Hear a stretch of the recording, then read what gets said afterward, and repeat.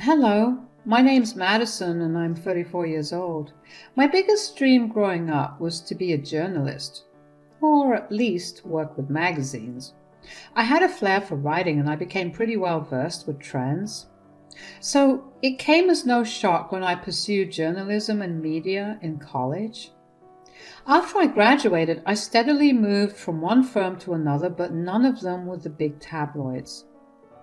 I didn't mind because I was doing something that I had dreamed of doing for years.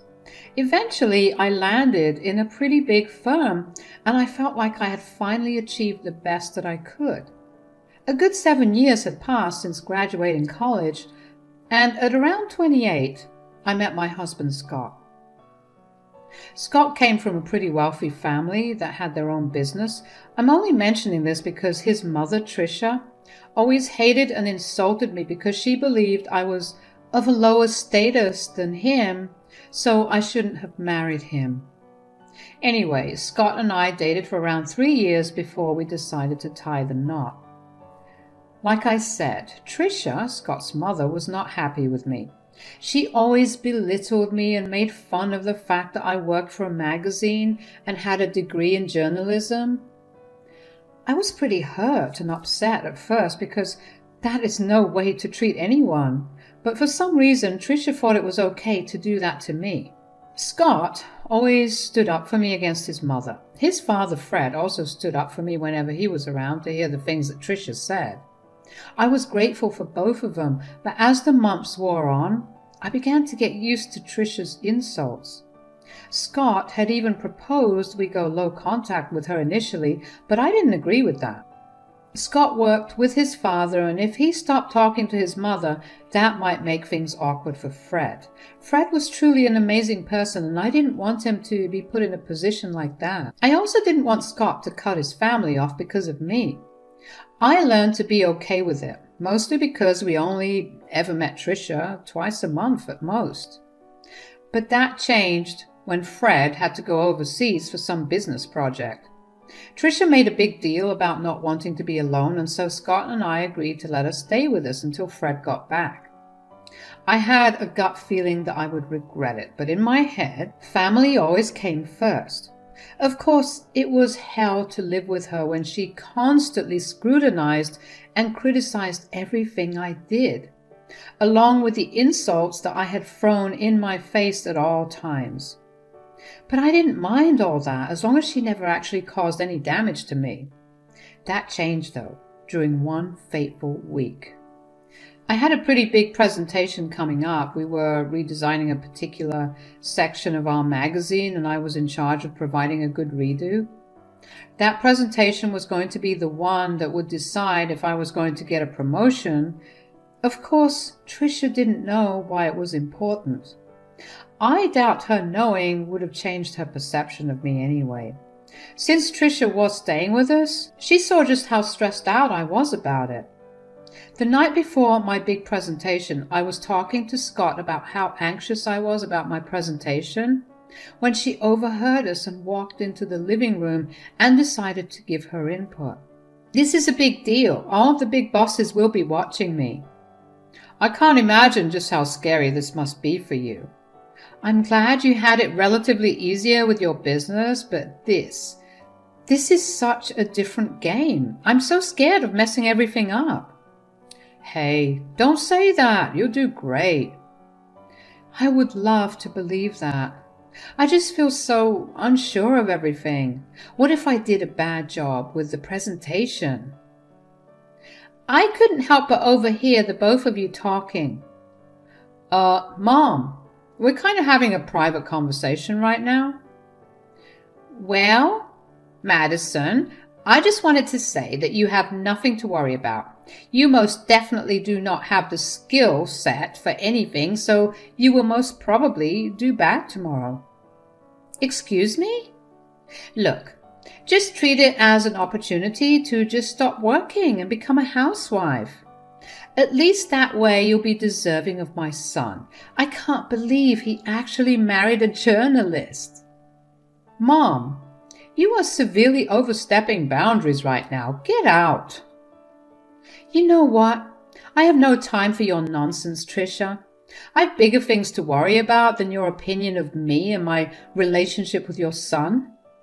How dare you speak to me that way? Oh, so it's okay for you to speak to me that way, but not the other way around? Scott, say something. Your wife is back talking to your mother. She's simply standing up for herself. I see nothing wrong with it. She brainwashed you. Look at how you can so easily turn your back on family. Madison will regret this. I was fuming at the audacity that Tricia had to just barge into Scott and I's conversation and insult me so blatantly. Scott obviously tried to apologize for his mother's behavior, but I stopped him before he could. He was not responsible for his mother's hurtful behavior. We decided to call it a night after that and went to sleep. I was way too focused on everything else going on to even think about Tricia's threat towards me. I figured that her threat only meant her tormenting more, which honestly I didn't care about at that moment. That was a battle to fight after my presentation. The next day, I rushed into work with my laptop in hand. When I opened it, I immediately realized that something was wrong. All of the files that had been there on my desktop were missing. A quick look through my laptop made me realize that it had been reformatted. I obviously began panicking. I had emailed the presentation to myself, so I tried to calm down with that thought. I logged into my email account only to see all, and I mean all my emails deleted. Even the trash was emptied. I felt my heart sink and tears sprang to my eyes. I felt fear like no other in that moment. I had to go up to my boss and explain my predicament to him, and he was not happy with me. I had to listen to him yell at me for a good while before I was told to not bother with the presentation because he had already had someone else handle it in case I messed up. I knew at that moment that any opportunity for me to grow in that company had been squashed.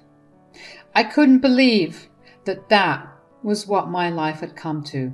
I rushed back home in tears. Scott hadn't left for work yet, but on seeing my state, he took the day off. He wrapped his arms around me and let me cry for a while. When I calmed down a little, he asked me what happened. What happened, darling? Did the presentation go that bad? There was no presentation to begin with, at least one that I gave. Huh? What do you mean? You worked so hard on that. You barely slept those past few days because you were preparing so hard for it.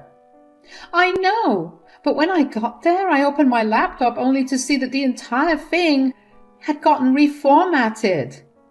What? How did that happen? I have no idea. It was so embarrassing and humiliating to have to explain that to my boss. Wait. Did you not maybe back it somewhere else? Yeah, I emailed it to myself. But even my inbox and trash were cleared out. Oh my God, I'm so sorry that this happened to you. What did your boss say? Well, he yelled at me a bunch for being unprofessional and lazy. He had someone else take care of the presentation. But you still have your job, right? I do, but I'm going to be stuck in this position at this company. There's no way I can earn any promotions or climb the ladder. I'm done here. Oh, honey, I'm sure you'll find a better job. I'll be by your side through it all. Don't you worry about a thing. You just keep working here until you feel like it's appropriate to quit. Yeah, I'll give in my 6 weeks notice right now. I can't believe I did all of that. And just when I almost had what I wanted, it slipped right through my fingers. I was pretty depressed after that, if I'm being honest. I take pride in my ability to deliver good results on all my projects, and to have something this jarring happen to me was traumatic to say the least. I wasn't handed any more big projects or even good projects at work. I had held back giving in my notice, but after another week of working there, I knew that my time was actually done. I handed in my notice and just waited until my time there was done. In all of this, Trish seemed to be oddly gleeful. She once again happened to walk by our room and saw me crying after I had rushed back home. Scott told her to leave us alone, but she looked happy. She kept making remarks about how she had told me that I would bomb the presentation. At first, I was very resentful of her, and then I began to think about her behavior a little more. Sure, one of the reasons she could have been really happy was that I was finally going to become a housewife. After I was done working with the company, or she was happy because she had something to do with my mishap that led to me having my career ruined. I don't know how to explain it exactly, but I had this feeling in my gut that told me that she had something to do with my laptop being reformatted and my files deleted. I wanted to approach Scott about it, but I didn't want to go to him without at least some evidence. I needed to figure out just how I was going to prove that Trisha did something. I figured that I could just set her up.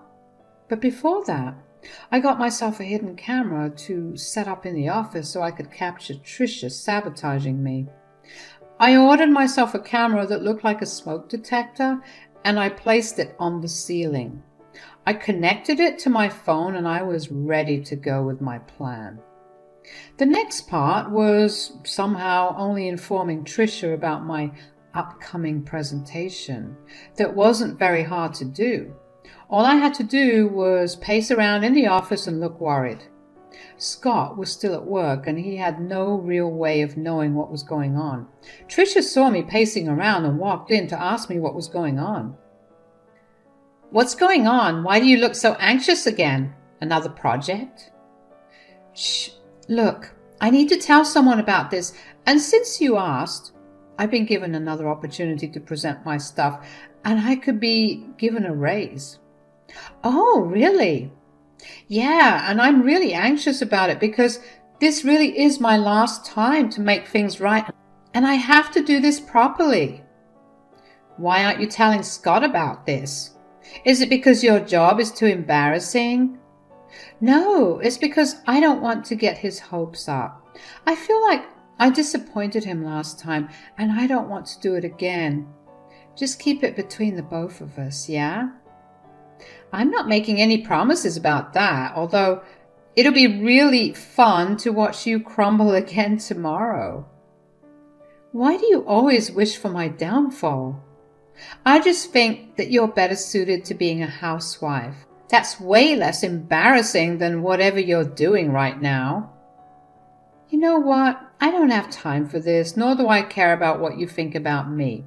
Please, just leave me alone to practice my presentation before Scott gets back home." Trisha left me, but not before eyeing my laptop and smirking at me. I felt it in my bones that something was up.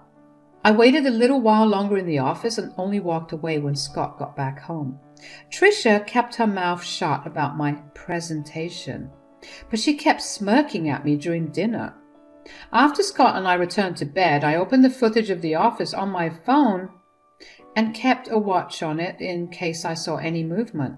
Scott and I watched a couple of episodes of TV series like we did every night. There wasn't any movement until midnight. I watched as Trisha entered the office. I immediately drew Scott's attention to my phone screen. Scott looked confused at first, but he watched as Trisha got into my laptop and began messing around until my laptop shut off and restarted. Scott looked at me for an explanation, and I explained to him what I had done. To say he was enraged at Trisha would be an understatement. Trisha was still in the office because she decided to stick around and snoop through my things.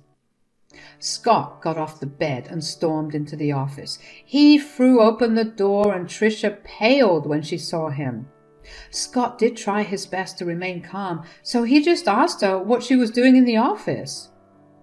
"What are you doing in the office, Mom?" "Oh, I wasn't doing anything." "Oh, really? And why is Madison's laptop still open?" "Are you accusing me of going through her stuff?" "I think you did way more than that, Mom." First of all, I only walked in here because I thought that room needed cleaning. And secondly, you know your wife is stupid. She probably just forgot to shut her laptop. You thought to clean the office at 12 a.m.? Also, don't you dare talk about Madison that way. You don't talk to me that way. You may be a grown man, but I'm still your mother. Yeah, my mother, who loves to hurt and sabotage my wife. What are you talking about? Look, we caught you on camera resetting Madison's laptop. You were spying on me? No, we just thought that we should take extra cautionary measures to make sure that what happened with Madison never happened again. That's disgusting. How dare you film me without my consent? I didn't put up any cameras in your room. I put it in my office, and you entered it without my consent. Also, even if it was disgusting, it's nowhere near as disgusting as what you did to Madison. I want you out of our house first thing in the morning. But I'll be all alone. I don't care. I don't want to talk to you. The next morning, Tricia tried to stall around by helping make breakfast, clean the dishes, but Scott was not having any of it. As soon as she was done washing the dishes, Scott came downstairs with her 2 bags. He told her that he had packed her things for her and ordered her an Uber. Tricia tried to beg him to stay and even began crying, which was a very weird experience considering she was usually the one who made others cry. Scott left her standing there and went to our room. Tricia turned to me and began yelling at me for setting her up. I told her that if there was anyone that should be yelling, it was me. She's lucky that I haven't released the footage to all her friends and family, but if she overstepped, I would make sure that everyone saw it. If there was one thing that all her friends and family were big on, it was being kind.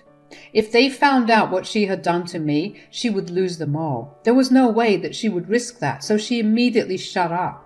After Tricia left, I felt a lot lighter. I was still upset about my work situation, but I knew that I could bounce back and do better than I did before. Scott was the biggest help in my entire journey to where I finally reached.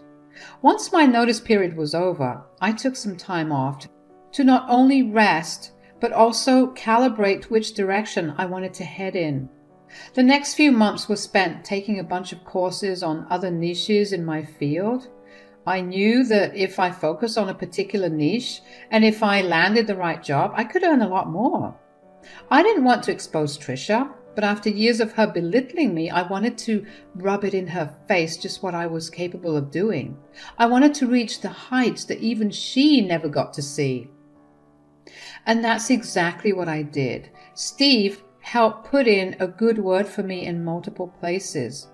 The best thing that came out of being rich was the sheer number of connections that one has at their disposal, thanks to my experience and all the help that Scott gave me.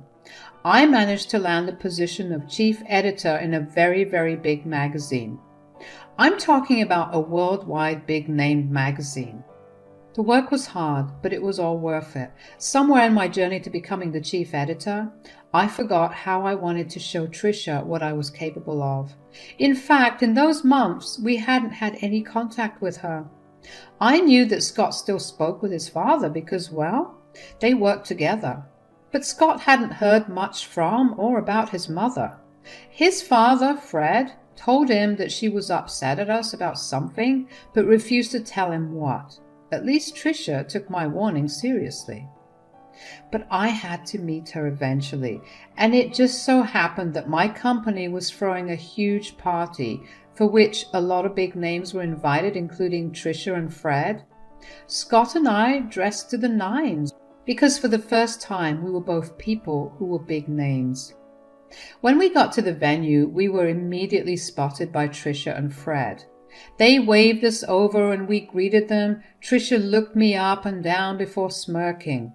Wow, look at you trying to fit in. Tricia, don't listen to a word she says, Madison. You look lovely, like you always do. Thanks a lot, Fred. So, how have you been, Madison? Yeah, how's unemployment been treating you? You're unemployed? Oh yeah, she had a whole blunder with her job and they let her go. I've always talked about how she's unfit for our son. Look at her. She can't even hold down a job. That's enough, Mom. Ugh, stop taking her side. It's sad enough that I have to see her everywhere we go. I wouldn't have to do that if you just left her like I told you to. Okay, that's enough. You either stop talking or I'm leaving. But Madison, sweetie, let me know if you need a job, okay? It would be a pleasure to work with you. That is such a kind thing of you to offer, Fred, but I'm afraid that I can't take you up on the offer. Figures. Told you she's lazy and incompetent. Just then, my name was called and people started cheering. I looked towards the small stage and the CEO was there, waving at me and beckoning me over to the stage. I turned towards Fred and Tricia and excused myself. Fred looked amused while Tricia looked confused and angry. The CEO was giving his speech and in it, he commended me for my good work in the company. He praised me for my talents and ability to reinvent and bring forth a new aspect to the magazine. The audience cheered very loudly for me and asked for a speech from me. Of course, I had to thank Scott for always being by my side and all the people who worked with me, without which the magazine wouldn't exist. I ended my speech by thanking the one person who did not believe in me and constantly put me down, because without their constant negativity, I would never have pushed myself to be better. When I walked off stage, everyone stopped me to talk to me, and I also got asked a lot of questions about who the unnamed hater was, but I kept that to myself. I made my way over to the table at which Fred, Tricia, and Scott were seated. Scott gave me the tightest hug and congratulated me, and Fred got up to hug me too. Tricia looked at me with anger. Oh, Madison, sweetie, this is amazing. I definitely see why you wouldn't want to come to work with us. Thanks, Fred. Although I will admit that if you had sprung that offer around 6 months ago, I would have taken it. You should have taken Fred up on his offer. At least then you'd get paid more. Paid more, honey? I could never do that. Right, she's not worth all that money. No, I don't mean that. I mean that I could never match what she gets paid right now. Huh? What are you talking about? Do you want me to tell her, Madison? If I say it, it'll just sound braggy, so do me the honor, please. Madison makes at least 5 times more than I do in her current position here. What? Oh yeah, she has way more money than either Scott or I could ever see in our lifetime. That can't be possible. You must be wrong. He's not wrong, Mom. I really did mean it when I thanked you. Just so you know, you've been nothing short of a bully to me, and I hope that seeing me be way more successful than anyone in your family stings. Oh, look, I have more important people to talk to. You'll have to excuse Scott and I. Fred, feel free to come up to us whenever. Goodbye, Tricia. Fred laughed and raised his drink in cheers to me as Scott and I left a dumbfounded Tricia at the table. I had never felt more alive and satisfied in my life. It truly was an amazing feat that I had accomplished, and I was proud of where I got. I'm also very grateful to Scott for standing by me. Thank you for listening.